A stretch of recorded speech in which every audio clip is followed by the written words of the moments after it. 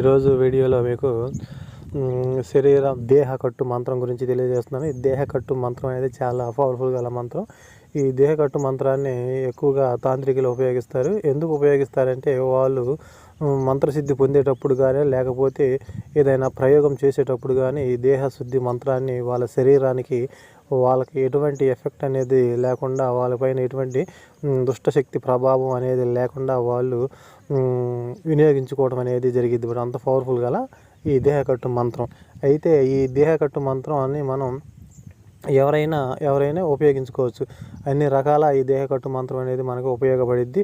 మీరు ఏదైనా ప్రయాణం రీత్యాగా కానీ అదే లేకపోతే ఎక్కడికైనా సరే మీరు బయటికి వెళ్ళేటప్పుడు ఈ మంత్రాన్ని మీరు ఒక 5 సార్లు చదివి ఒక 5 అక్షింతలు కానీ లేకపోతే ఒక 9 అక్షింతలు కానీ లేకపోతే ఒక 11 అక్షింతలు కానీ మీ జోబులో వేసుకొని వెళ్ళారంటే మీ పైన ఎటువంటి ప్రమాదం అనేది జరగదు. కనీసం మీ పైన ఎటువంటి ఈగ కూడా వాలదన్నమాట.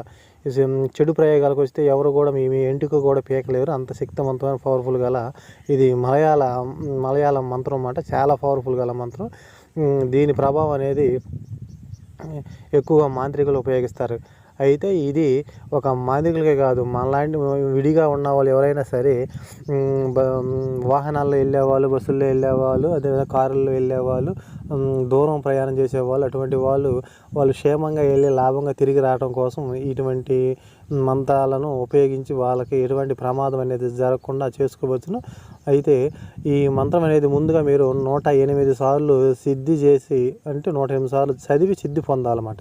ఆ సిద్ధి పొందిన తర్వాత ఆ పిమ్మట మీకు ఆ మంత్రశక్తి అనేది మీకు మంత్రం అనేది ఒక శక్తి రూపంలో మీకు సహాయం చేస్తూ ఉండిద్ది. మీరు ఎప్పుడైనా సరే ఏ పని మీదైనా ఏ కార్యక్రమం ఏదైనా సరే మీరు బయటికి వెళ్ళేటప్పుడు ఈ మంత్రాన్ని మీరు 5 సార్లు చదువుకొని ఒక 5 అక్షింతలు, ఒక 9 అక్షింతలు, ఒక 11 అక్షింతలు మీ జోబులు వేసుకొని వెళ్ళండి. మీరు వెళ్ళిన పనికి ఎటువంటి ఆటంకాలు అనేవి లేకుండా, ఎటువంటి రోడ్డు ప్రమాదాలు లేకుండా మీకు మీ క్షేమంగా వెళ్ళి లాభంగా మీరు తిరిగి రావడం అనేది జరిగిద్ది. ఇది ఒక పురుషులే కాదు, స్త్రీలు కూడా ఉపయోగించుకోవచ్చు అన్నమాట.